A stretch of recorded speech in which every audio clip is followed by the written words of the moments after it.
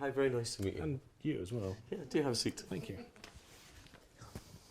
Dr. Liam Fox, thank you very much for agreeing to talk to the users of the Ars Internet Forum. We've had a great response to this project, and the first question that I've been asked to ask you is from Ars user Rickshaw Major.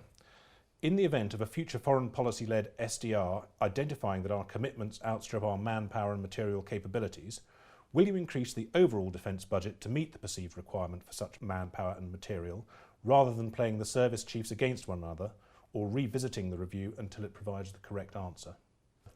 Well, it's a very good question. In fact, it's several questions rolled into one. So let me try to take them sequentially. I mean, the first thing is, of course, to remember that we're going to inherit a dreadful economic backdrop. We're going to inherit £900 billion worth of debt. That's the equivalent of borrowing £1.1 million every single day since the birth of Christ. Another way of looking at it is that it took us 2006 years to run up the first 450 billion of debt. It's taken us 4 years to run up the second 450 billion of debt. So it's very clear why we can't afford another 4 years of this. That's the economic picture, and of course that's going to be very difficult. But let me explain why we think we have to carry out the SDR in a particular way. We want a logical sequence, beginning with identifying Britain's national interests in a global economy.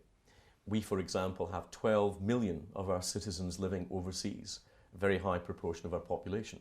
Secondly, we want to look at what the emerging threats may well be to those national interests.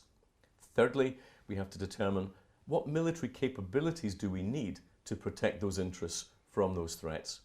Then fourthly, you come to what equipment programs make a reality of those capabilities. And fifthly, you come to the money. What's the financial constraint within which we will operate? Now, we could start with the money, and lots of defence reviews since the war have started with the size of the pot, then you see what you can buy for it. The trouble with that is you end up with unintended consequences in foreign policy. So we've taken a foreign policy based review, and we know that when we get to November or December this year, George Osborne and I are going to have a very robust conversation about money, but at least we will do it from a logical and empirical basis, and we want to return that whole element to policy. Now, there is an assumption in your question which I tend to disagree with, which is that we are in such a restricted environment financially that we've got to start cutting projects. Now, I'm not sure I agree with that. Recent work by McKinsey, which I've been talking about a lot recently, looks at the British defence budget compared to similar countries. And what they found was that similar countries spend about 11% of their budget on administration, military and civilian. We spend over 20%.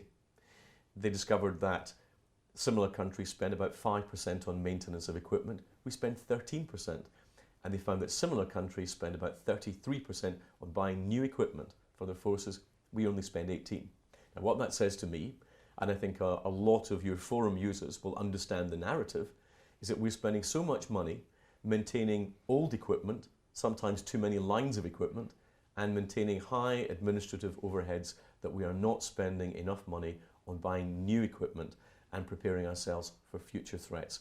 And I think the challenge for the Strategic Defence Review will be to ensure that the money we have available is directed towards future threats, not legacy programs.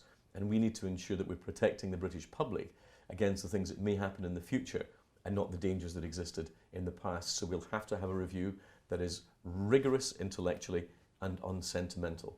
And I think the British public have a right to expect no less.